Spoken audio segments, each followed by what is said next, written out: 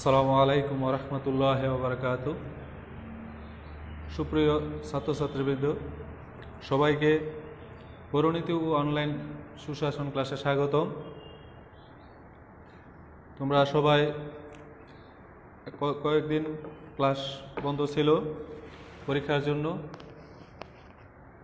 তো আজকে আবার নতুন করে শুরু করব। আজকে গত ক্লাসে যে অধ্যায়টা আলোচনা করেছিলাম সেটা ছিল তোমাদের পরিণীতি ও সুশাসন বইয়ের দ্বিতীয় পত্র বইয়ের বাংলাদেশ সরকার ও প্রশাসনিক কাঠামো। আজকে সেই অধ্যায়ের আলোচনা। রাষ্ট্রের একটি গুরুত্বপূর্ণ উপাদান হলো সরকার। সরকার হচ্ছে রাষ্ট্রের মুখপাত্র, আর এই সরকার গঠিত হয় তিনটি বিভাগ নিয়ে: আইন, শাসন ও বিচার বিভাগ। আমরা গত ক্লাসে আইন বিভাগ নিয়ে আলোচনা করেছিলাম, অর্থাৎ বাংলাদেশের পার্লামেন্ট অর্থাৎ জাতীয় সংসদ নিয়ে আলোচনা করেছিলাম। জাতীয় সংসদের গঠন, ক্ষমতা ও কার্যাবলী। তারই ধারাবাহিকতায় আজকের যে আলোচনার বিষয় সেটা হচ্ছে শাসন বিভাগ। এখন আমরা প্রথমে শিখব যে শাসন বিভাগ বলতে আমরা কি বুঝি। শাসন বিভাগের অপর একটি নাম হচ্ছে নির্বাহী বিভাগ। সরকারের তিনটি বিভাগের মধ্যে সবচেয়ে গুরুত্বপূর্ণ বিভাগ হচ্ছে শাসন বিভাগ। শাসন বিভাগ হচ্ছে সরকারের চালিকা শক্তি। শাসন বিভাগ বলতে সাধারণত সরকারের সেই বিভাগকে বোঝায় যারা সরকার পরিচালনা করে, রাষ্ট্রীয় কার্যক্রম পরিচালনা করে বা শাসন কার্য পরিচালনা করে থাকে। এছাড়া অন্যভাবে যদি বলি, রাষ্ট্রপতি, প্রধানমন্ত্রী ও মন্ত্রী পরিষদ সদস্যদের নিয়ে এই শাসন বিভাগ গঠিত হয়ে থাকে।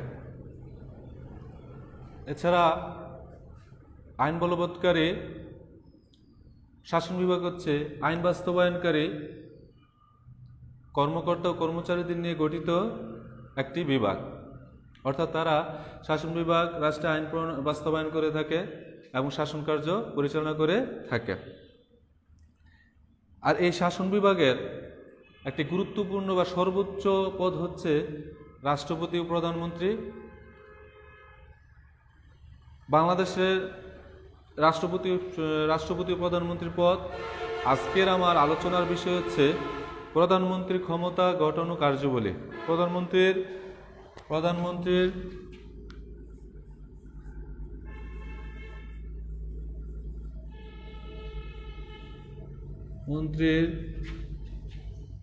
গঠন,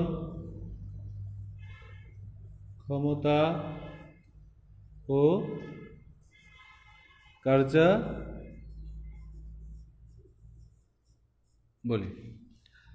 আজকের শাসন বিভাগের সর্বোচ্চ পদ হচ্ছে রাষ্ট্রপতি এবং প্রধানমন্ত্রী। তারই একটি পদ আলোচনার বিষয় প্রধানমন্ত্রীর গঠন, ক্ষমতা ও কার্যাবলী। বাংলাদেশ একটি সংসদীয় সরকার। এই সংসদীয় সরকার ব্যবস্থায় বা মন্ত্রী পরিষদ শাসন ব্যবস্থায় প্রধানমন্ত্রী হচ্ছে সর্বোচ্চ পদ। রাষ্ট্রপতি হলেন নামে মাত্র শাসক, অর্থাৎ সংসদীয় বা মন্ত্রী পরিষদ শাসন ব্যবস্থায় প্রধানমন্ত্রী সকল ক্ষমতার মালিক, আর সেখানে রাষ্ট্রপতির পদ নামে মাত্র রাষ্ট্রপতি বা রাষ্ট্রের মালিক। এখন আমরা বাংলাদেশে প্রধানমন্ত্রীর ইতিহাস বা সংবিধান অনুযায়ী তার গঠন 1972 সালের সংবিধানে বাংলাদেশের সংসদীয় বা মন্ত্রিপরিষদ শাসিত সরকার ব্যবস্থা পরিচালিত ছিল, যেখানে প্রধানমন্ত্রী ছিলেন সকল ক্ষমতার উৎস বা সকল ক্ষমতার মালিক, আর রাষ্ট্রপতি ছিলেন নামে মাত্র শাসক। কিন্তু 1975 সালের সংবিধানের 4th সংশোধনীতে বাংলাদেশে প্রধানমন্ত্রী শাসিত সরকারের পরিবর্তিতে রাষ্ট্রপতি শাসিত সরকার ব্যবস্থা পরিচালিত করা হয়। সেখানে রাষ্ট্রপতি ছিল অর্থাৎ রাষ্ট্রপ্রশাসিত শাসন সরকার ব্যবস্থায় রাষ্ট্রপতি সকল ক্ষমতার মালিক, আর সেখানে প্রধানমন্ত্রী থাকে নামে মাত্র। কিন্তু পরবর্তীতে আবার 1991 সালের দ্বাদশ সংশোধনীতে বাংলাদেশে সংসদীয় সরকার ব্যবস্থা প্রবর্তিত করা হয়। মন্ত্রীকে সর্বোচ্চ ক্ষমতার অধিকার করা হয় এবং তিনি পুরনো শাসন ব্যবস্থার মধ্যমণিতে পরিণত হন। এখন আমরা শিখব প্রধানমন্ত্রীর নিয়োগ কিভাবে হয়।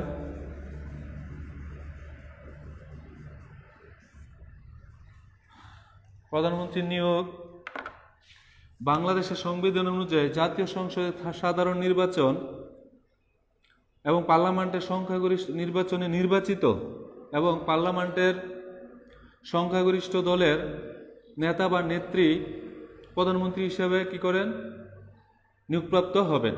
এই নিয়োগ মূলত রাষ্ট্রপতি দিয়ে থাকেন। তো এই নিয়োগের ক্ষেত্রে অবশ্যই রাষ্ট্রপতির ক্ষমতা সীমাবদ্ধ, কেননা সংবিধানে বলাই হয়েছে যিনি বা যে দল সাধারণ নির্বাচনে বা জাতীয় নির্বাচনে সংখ্যাগরিষ্ঠতা অর্জন করবে সেই দলের প্রধান বা নেতা বা নেত্রী হবেন কি, এই প্রধানমন্ত্রী। সুতরাং জাতীয় সংসদ নির্বাচন যিনি নির্বাচিত হন সেই দলের প্রধানকে কি করা হয়, প্রধানমন্ত্রী হিসেবে নিয়োগ দেওয়া হয়ে থাকে। এক্ষেত্রে রাষ্ট্রপতির ক্ষমতা খুবই সীমাবদ্ধ। এভাবে কি করেন, প্রধানমন্ত্রী নিয়োগপ্রাপ্ত হয়ে থাকেন। প্রধানমন্ত্রীর পদের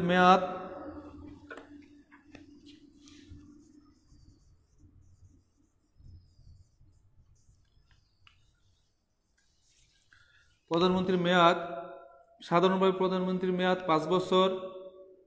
তবে 5 বছর পূর্বে প্রধানমন্ত্রীর পদ শূন্য হয়ে যাবে কয়েকটি কাজ করলে। কি কারণে প্রধানমন্ত্রীর পদ শূন্য হয়ে যাবে? প্রধানমন্ত্রী কোনো সময় রাষ্ট্রপতির কাছে স্বইচ্ছায় পদত্যাগপত্র প্রদান করেন। যদি কোনো কারণে প্রধানমন্ত্রী কোনো সময় রাষ্ট্রপতির কাছে স্বইচ্ছায় পদত্যাগ করেন, দ্বিতীয় প্রধানমন্ত্রী সংসদ সদস্য না থাকেন, যদি কোনো কারণে, আমরা গত ক্লাসে শিখেছি যে জাতীয় সংসদের পদ কিভাবে, জাতীয় সংসদ সদস্যদের পদ কিভাবে শূন্য হয়, সেক্ষেত্রে এই প্রধানমন্ত্রীর পদটি যদি সে কারণে তার সংসদ পদটা শূন্য হয়ে যায়, তখন তিনি কি থাকতে পারবেন না, প্রধানমন্ত্রী হতে পারবেন না, থাকতে পারবেন না। প্রধানমন্ত্রী সংসদের সংখ্যাগরিষ্ঠ সদস্যদের সমর্থন হারান। যদি প্রধানমন্ত্রী তার কোনো কার্যকলাপের জন্য, কর্মকাণ্ডের জন্য সংসদ সদস্যদের সংখ্যাগরিষ্ঠতা হারান বা আস্থাভাজন হারান, তখন সেক্ষেত্রে উনি কি করবেন, প্রধানমন্ত্রী সংসদ ভেঙে দেওয়ার জন্য রাষ্ট্রপতি অনুরোধ করবেন। উল্লেখ্য, তিনি পদত্যাগ করার যে কোনো কারণে হোক তার পদটা শূন্য হওয়া গেলেও উল্লেখ্য যে যতদিন পর্যন্ত কোনো প্রধানমন্ত্রী আর নিয়োগ না হবেন ততদিন পর্যন্ত তার পদে উনি স্বীয় বহাল থাকবেন, উনি তার পদে কি থাকবেন, বহাল থাকবেন। প্রধানমন্ত্রীর ক্ষমতা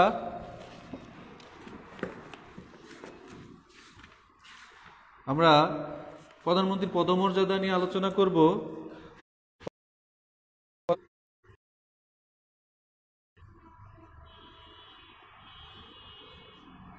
পদমর্যাদা সংবিধানের 55(2) অনুচ্ছেদ অনুযায়ী প্রধানমন্ত্রী গণপ্রজাতন্ত্রী বাংলাদেশের মুখ্য নির্বাহী অর্থাৎ প্রধান নির্বাহী। সংবিধান অনুযায়ী প্রধানমন্ত্রী শুধু সমপর্যায়ভুক্ত ব্যক্তিদের মধ্যে অগ্রগণ্য নন, বরং তিনি মন্ত্রীরূপে তারকারাজির মতো বিরাজমান চাঁদ, অর্থাৎ ওনার চারদিক, উনি হলেন কি একটা সূর্য, এবং আর অন্য রাজনৈতিক গ্রহ, চারদিকে হচ্ছে রাজনৈতিক গ্রহ, অর্থাৎ উনি হচ্ছেন কি শাসন বিভাগের প্রধান বা মধ্যমণি। উনি হচ্ছেন কি সর্বোচ্চ পদ, ওনাকে কেন্দ্র করেই শাসন বিভাগ কি হয়, পরিচালিত হয় এবং অন্য মন্ত্রীরা পরিচালিত হয়ে থাকেন। তাহলে এতক্ষণ আমরা যে বিষয়গুলি আলোচনা করলাম সেটা হচ্ছে বাংলাদেশের প্রধানমন্ত্রীর নিয়োগ, মেয়াদ ও পদমর্যাদা। এখন আমি তোমাদের সামনে আলোচনা করব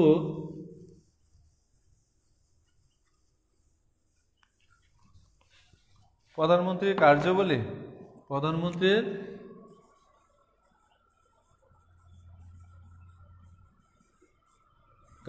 প্রধানমন্ত্রীর কার্যাবলী, উনি কি কাজ করে থাকেন।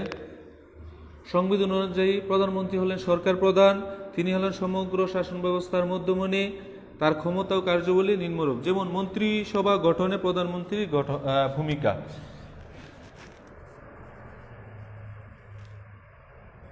মন্ত্রিসভা গঠনে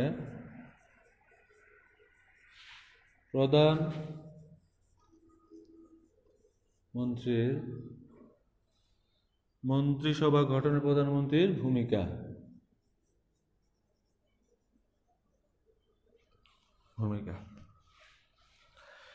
তথ্যগতভাবে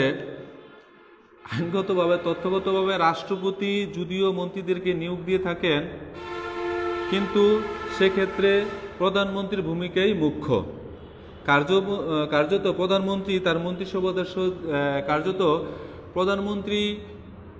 তার মন্ত্রিসভার যে তালিকা রাষ্ট্রপতির কাছে প্রদান করেন বা পেশ করেন, তাদেরকেই মন্ত্রী হিসেবে রাষ্ট্রপতি কি করেন, নিয়োগ দিয়ে থাকেন। তাহলে বোঝা যায় যে রাষ্ট্রপতি তথ্যগতভাবে নিয়োগ দিয়ে থাকেন, কিন্তু মূল কাজটা করে থাকেন কে? প্রধানমন্ত্রী। সংসদের মধ্যে থেকে তিনি এই মন্ত্রীদের নির্বাচন করে থাকেন, অর্থাৎ জাতীয় নির্বাচিত সদস্যদের কাছে তিনি এই মন্ত্রীদের নির্বাচিত করে থাকেন। প্রয়োজন মধ্যে পার্লামেন্টের সদস্য নন। এছাড়াও উনি পার্লামেন্টের সদস্য নন এমন ব্যক্তিদেরকে উনি কি করতে পারেন, নিয়োগ দিতে পারেন, মন্ত্রিসভায় অন্তর্ভুক্ত করতে পারেন। তবে সেটা মন্ত্রীদের সংখ্যা 1/10 চেয়ে কি বেশি নয়, 1/10 চেয়ে বেশি হবে না। তিনি পার্লামেন্টের সদস্য ছাড়াও কি করতে পারেন, মন্ত্রীদের নিয়োগ দিতে পারেন। এভাবে কি করেন, উনি মন্ত্রিসভা গঠনের ক্ষেত্রে প্রধানমন্ত্রী ভূমিকা রেখে থাকেন। গঠন করার ক্ষেত্রে যারা বিভিন্ন বিষয় এক্সপার্ট, তাদেরকে ওই পার্লামেন্টের সদস্যদেরকে উনি কি করে হিসাবে নিয়োগ দেওয়ার জন্য একটা তালিকা পেশ করে থাকেন রাষ্ট্রপতির কাছে। আর সেই তালিকা অনুযায়ী রাষ্ট্রপতি কি করেন, মন্ত্রীদের নিয়োগ দিয়ে থাকেন। দ্বিতীয়ত,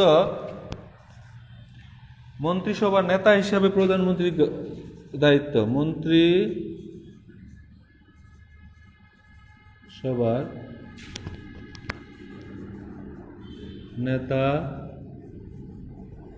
নেতা হিসাবে প্রধানমন্ত্রীর ভূমিকা।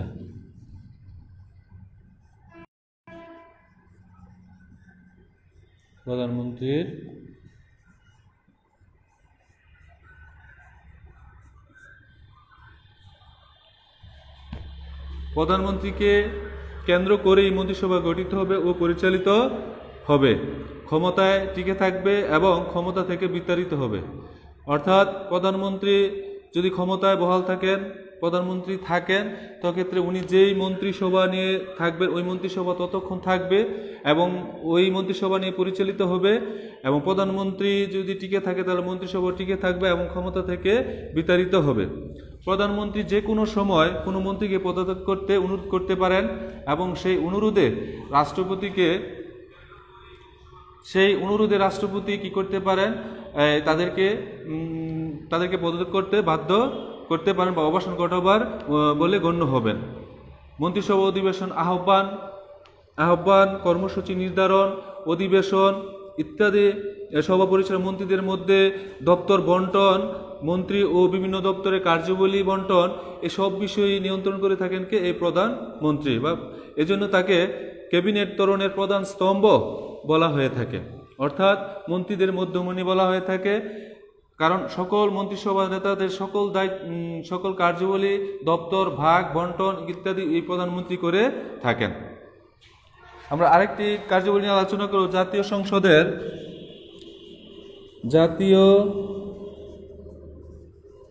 সংসদের নেতা হিসাবে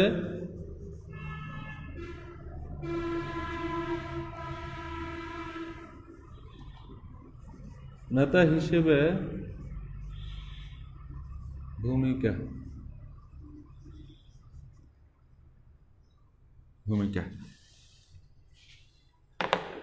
জাতীয় সংসদের নেতা হলেন প্রধানমন্ত্রী। জাতীয় সংসদ অধিবেশন কখন আহ্বান করা হবে, কতদিন, কোন বিষয়ের উপর, অর্থাৎ একটি রাষ্ট্রের বা সরকারের কোন কোন বিষয় নিয়ে আলোচনা হবে ইত্যাদি বিষয়ে প্রধানমন্ত্রীর সিদ্ধান্ত গ্রহণের অধিকারী। গুরুত্বপূর্ণ যে কোনো বিল পাস করানোর দায়িত্ব গ্রহণ করতে হয় এই প্রধানমন্ত্রীকেই।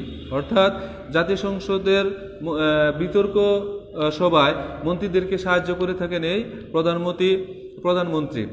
জাতীয় সংসদের পবিত্রতা, শৃঙ্খলা ও নিয়মাবর্তিতা রক্ষার বিষয়ে তিনি স্পিকারকে কি করেন? সাহায্য করে থাকেন এবং সহযোগিতা করে থাকেন। সংসদের হুইপ এর সাহায্যে তিনি নিজ দলীয় সদস্যদের প্রয়োজনীয় আদেশ নির্দেশ প্রদান করবেন এবং তাদের আচরণকে কি করবেন? নিয়ন্ত্রণ করবেন। অর্থাৎ জাতীয় সংসদে প্রধানমন্ত্রী তার পার্লামেন্টের অন্যান্য সদস্যদের বা মন্ত্রীদের কি করবেন? আদেশ নির্দেশ দিয়ে থাকবেন এবং তাদের আচরণকে উনি কি করবেন? নিয়ন্ত্রণ করে থাকবেন। সংসদের সংখ্যাগরিষ্ঠ সদস্যদের আস্থা হারালে কিংবা অন্য কোনো প্রয়োজন বোধে প্রধানমন্ত্রী সংসদ ভেঙে দেওয়ার জন্য রাষ্ট্রপতি প্রদান করতে পারবেন। প্রধানমন্ত্রী কর্তৃক এরূপ অনুরোধ পেলে রাষ্ট্রপতি সংসদ ভেঙে দিয়ে নতুন নির্বাচনের ব্যবস্থা কি করবেন? নতুন নির্বাচনের ব্যবস্থা করবেন। অর্থাৎ যদি হারিয়ে ফেলে সেক্ষেত্রে প্রধানমন্ত্রী রাষ্ট্রপতিকে কি করবে? অনুরোধ করবেন সংসদ ভেঙে দেওয়ার জন্য, আর সেই অনুরোধেই রাষ্ট্রপতি কি করবে? সংসদ ভেঙে দেবে এবং পুনরায় নতুন নির্বাচনের ব্যবস্থা করবেন। তবে এক্ষেত্রে সংসদ ভেঙে দেওয়া হলে পরবর্তী নির্বাচন নতুন প্রধানমন্ত্রী দায়িত্বভার গ্রহণ করা পর্যন্ত ওই প্রধানমন্ত্রী পূর্বের রাষ্ট্রপতির অনুরোধে ওই প্রধানমন্ত্রী কি করবেন? দায়িত্বে বহাল থাকবেন যতক্ষণ পর্যন্ত না নতুন প্রধানমন্ত্রী দায়িত্বভার গ্রহণ করেন। তাহলে আমরা যে কার্যগুলি প্রধানমন্ত্রী মূল কাজগুলো, মন্ত্রিসভার গঠনে প্রধানমন্ত্রী কাজ করে থাকেন, মন্ত্রিসভার নেতা হিসেবে প্রধানমন্ত্রীর ভূমিকা রয়েছে এবং সবচেয়ে বড় কথা উনি হচ্ছেন কি? জাতীয় সংসদের নেতা। জাতীয় সংসদ হিসেবে উনি সংসদের পরিবেশ পরিস্থিতি শৃঙ্খলা রক্ষার ক্ষেত্রে উনি স্পিকারকে কি করবেন? সাহায্য করবেন।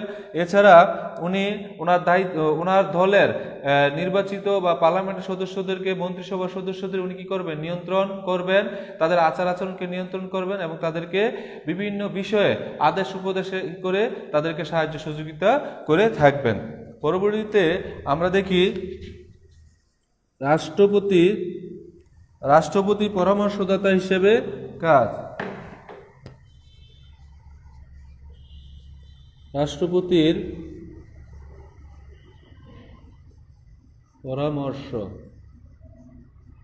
পরামর্শ হিসেবে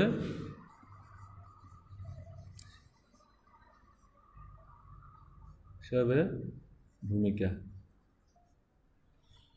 রাষ্ট্রপতির পরামর্শক হিসেবে ভূমিকা। প্রধানমন্ত্রী রাষ্ট্রপতির সাথে মন্ত্রিসভার সংযোগ রক্ষা। রাষ্ট্রপতির সাথে মন্ত্রিসভার যে সংযোগ, সেই সংযোগটা মাধ্যম হিসেবে কাজ করবেন এই প্রধানমন্ত্রী।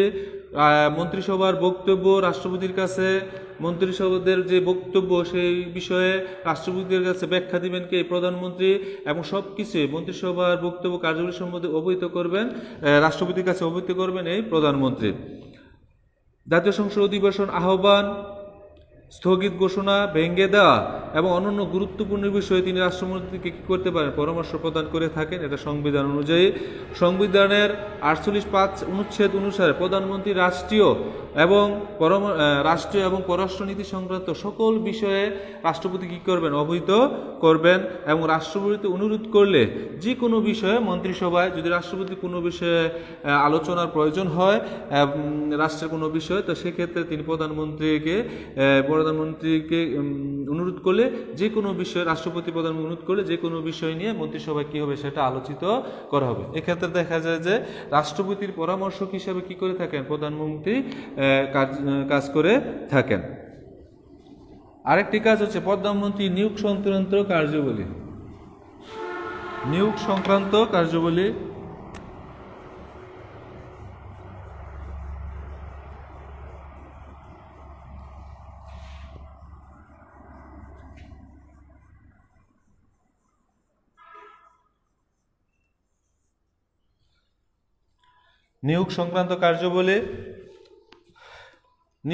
প্রধানমন্ত্রী নিয়োগ সংক্রান্ত ক্ষমতাও রয়েছে।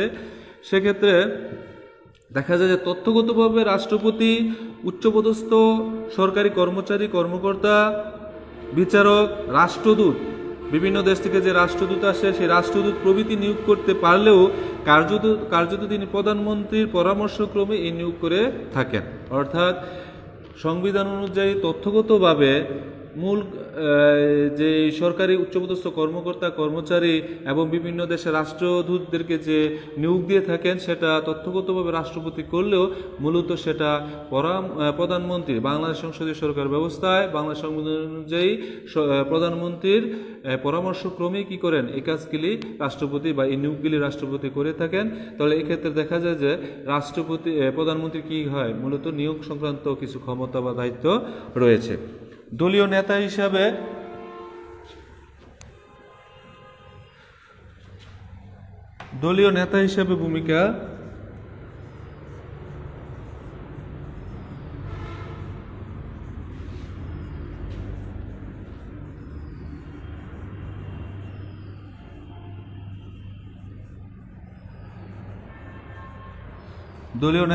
ভূমিকা প্রধানমন্ত্রী হলেন তার নিজ দলের নেতা, এজন্য তাকে দলীয় স্বার্থ রক্ষা, ঐক্য রক্ষা, দলের ভাবমূর্তি বৃদ্ধিতে সচেষ্ট হওয়া তার মুখ্য কাজ। অর্থাৎ উনি একাধারে জাতীয় নেতা, মন্ত্রিসভার নেতা, রাষ্ট্রপতি পরামর্শ, অন্যথায় উনি কি দলীয় নেতা হিসেবে তার মূল কাজটা করতে হয়। কারণ তাকে দলীয় স্বার্থ রক্ষা করার জন্য, দলীয় কোন্দল থেকে দলকে রক্ষা করার জন্য এবং দলের ভাবমূর্তি জনগণের কাছে রক্ষা করার জন্য ওনাকে মুখ্য কাজটা কি করতে হয়, তার ব্যক্তিত্ব কেন্দ্র করেই তার দল রাজনৈতিক কর্মকাণ্ডে উৎসাহ করে ঝাঁপিয়ে পড়ে থাকে। অর্থাৎ প্রধানমন্ত্রীর যোগ্যতা বা ব্যক্তিত্ব বা সাফল্যের উপর ভিত্তিতে করেই কি তার রাজনৈতিক অন্যান্য নেতাকর্মীরা তার এই রাজনৈতিক কর্মকাণ্ডে ঝাঁপিয়ে পড়ে। সেক্ষেত্রে দেখা যায় যে দলের যে মুখ্য কাজটা, দলের যে ভাবমূর্তি রক্ষার দায়িত্বটা, এটাকে প্রধানমন্ত্রীকে কি নিতে হয়, রক্ষা করতে হয়।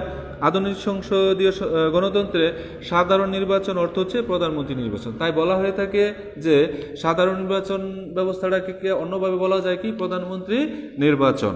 কারণ প্রধানমন্ত্রীর সাফল্য আমরা দেখতে পাই যে বাংলাদেশের রাজনৈতিক দলগুলোর দিকে যদি খেয়াল করি তাহলে আমরা সেক্ষেত্রে দেখতে পাই যে প্রধানমন্ত্রীর সাফল্য এবং ব্যক্তিত্বের উপর ভিত্তি করেই কি তার রাজনৈতিক দলের অন্য নেতাকর্মীরা বিভিন্ন কর্মকাণ্ডে বা রাজনৈতিক কর্মকাণ্ডে কি করেন, ঝাঁপিয়ে পড়েন। এই জন্য এটাকে বলা হয় কি জাতীয় নির্বাচনকে আরেকটি বলা হয় কি অন্যভাবে বললে চলে যে প্রধানমন্ত্রী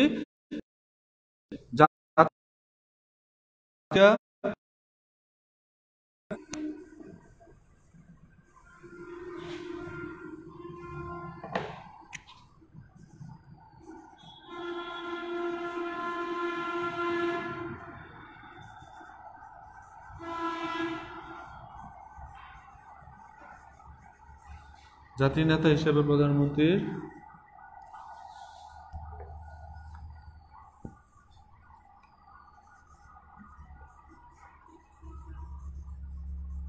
ভূমিকা। জাতীয় নেতা হিসেবে প্রধানমন্ত্রীর ভূমিকা। প্রধানমন্ত্রী শুধু সংসদের নেতা, মন্ত্রিসভার মধ্যমণি বা দলের নেতা বা রাষ্ট্রপতির পরামর্শদাতাই নন, তিনি হলেন জাতির নেতা ও পথ প্রদর্শক। ওনার সাফল্য এবং ব্যক্তিত্বের উপর বা তার সঠিক সিদ্ধান্তের উপর এবং তার দূরদৃষ্টি সম্পন্ন কর্মকাণ্ডের মাধ্যমে কি হয়, জাতি ভবিষ্যৎ এগিয়ে যায়, জাতি সামনের দিকে এগিয়ে যায়। এজন্য ওনাকে জাতীয় নেতা হিসাবেই স্বীকৃতি দেওয়া হয়। প্রধানমন্ত্রী নির্বাচিত হওয়ার পর দলীয় ক্ষুদ্র গণ্ডি পেরিয়ে অতিক্রম করে তাকে জাতীয় নেতার বৃহত্তর ভাবমূর্তি ধারণ ও অর্জন করতে হয়। অর্থাৎ উনি যখন প্রধানমন্ত্রী হন তখন তাকে তার দলের সীমাবদ্ধতা ছাড়িয়ে তাকে তখন কি করতে হয়, সমগ্র জাতির কাণ্ডারি হিসেবে কাজ করতে হয় এবং তাকে ওই অনুযায়ী কি গ্রহণ করতে হয় এবং দূরদৃষ্টি সম্পন্ন সিদ্ধান্ত গ্রহণের মাধ্যমেই ওনাকে কি করে তার সাফল্য বা ব্যক্তিত্ব নির্ভর করে। এজন্য ওনাকে জাতীয় নেতা হিসেবে স্বীকৃতি দেওয়া হয়। তিনি জাতীয় নিরাপত্তা এবং জাতীয় সংহতির প্রতীক। অর্থাৎ প্রধানমন্ত্রী হচ্ছেন কি তিনি জাতীয় নিরাপত্তা এবং জাতীয় সংহতির প্রতীক। তাহলে যে আজকের যে আলোচনার বিষয় আলোচনা করলাম সেটি হচ্ছে কি প্রধানমন্ত্রী বাংলাদেশের, অর্থাৎ প্রধানমন্ত্রী গঠন ক্ষমতা ও কার্যাবলী অর্থাৎ একটি সংসদীয় সরকার ব্যবস্থায় সংসদীয় সরকার বা মন্ত্রিপরিষদ শাসন ব্যবস্থায় প্রধানমন্ত্রীর যে দায়িত্ব বা ক্ষমতা এবং কিভাবে উনি নিয়োগপ্রাপ্ত হয়ে থাকেন, ওনার পদটা কিভাবে শূন্য, সে বিষয় নিয়ে আমরা আলোচনা করলাম। তাহলে আজকে তোমাদের যে বাড়ির কাজ আজকে ক্লাসের উপরই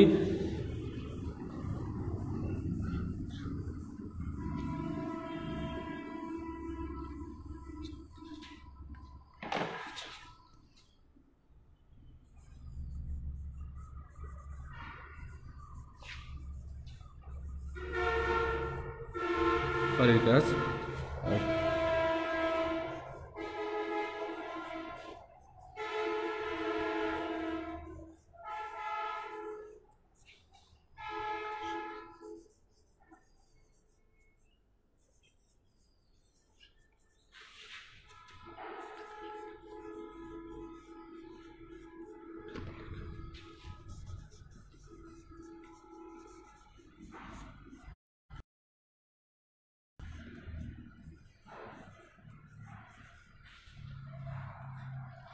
প্রধানমন্ত্রী একটি কার্যাবলীর একটি তালিকা তৈরি করবে বাসায়, এবং এই তালিকা তৈরি করে তার কার্যাবলীগুলি কি করবে, প্রধানমন্ত্রী কার্যাবলীর একটি তালিকা তৈরি করবে এবং এই কার্যাবলীকে কি তোমরা বাসায় পড়াশোনা করবে এবং সে বিষয়ে আলোচনা করবে।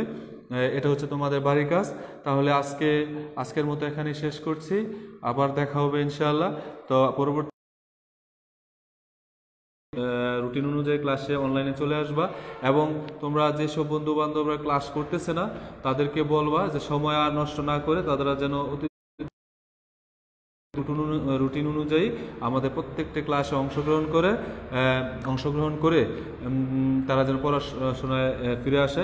এবং সর্বশেষ বিদায় নেওয়ার আগে বলছি, সৃষ্টিকর্তা আল্লাহর কাছে অবশ্যই দোয়া করো যাতে এই পরিবেশ থেকে আমরা কি করতে পারি, আল্লাহ তাআলা রক্ষা করেন এবং আমরা পুনরায় সশরীরে আমরা আমাদের প্রতিষ্ঠানে ক্লাসে ফিরতে পারি। আল্লাহ হাফেজ।